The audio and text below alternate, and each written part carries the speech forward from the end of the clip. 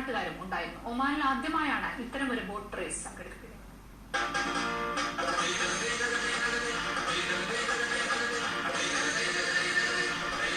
വള്ളംകളിയോട് സാമ്യമുള്ള dragon boat race ചൈനയിലും സ്പെയിനിലുമാണ് പ്രചാരത്തിലുള്ളത്. 300 മീറ്ററാണ് ഓരോ ടീമും പിന്നിടേണ്ടത്. ഒമാൻ, ഓസ്ട്രേലിയ, സ്പെയിൻ തുടങ്ങിയ രാജ്യങ്ങളിൽ നിന്നുള്ള ടീമുകൾ മാറ്റുരച്ച മത്സരത്തിൽ ഒമാന്റെ സ്വന്തം ടീമായ വാച്ചാസ് കുട്ടനാട് അബുദാബിയോട് കരുതി 2ാം സ്ഥാനത്തേക്ക് തള്ളപ്പെട്ടെങ്കിലും ആവേശകരമായ മത്സരമാണ് മുസന്ന കടൽ തീരത്ത് നടന്നത്. വള്ളംകളിയുടെ നാട് എന്നറിയപ്പെടുന്ന പുളിങ്ങുകാരാണ് ഞങ്ങൾ ഒട്ടുമുക്ക ആൾക്കാരും.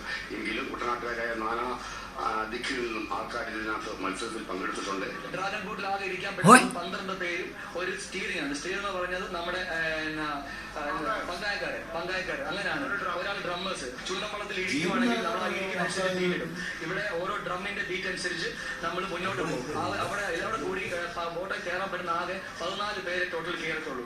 അങ്ങനെ ഞങ്ങൾ 14 പേര് ഞങ്ങൾ ടീം കരസ്ഥമാക്കിയിട്ടുണ്ട്. Asianet news, Oman.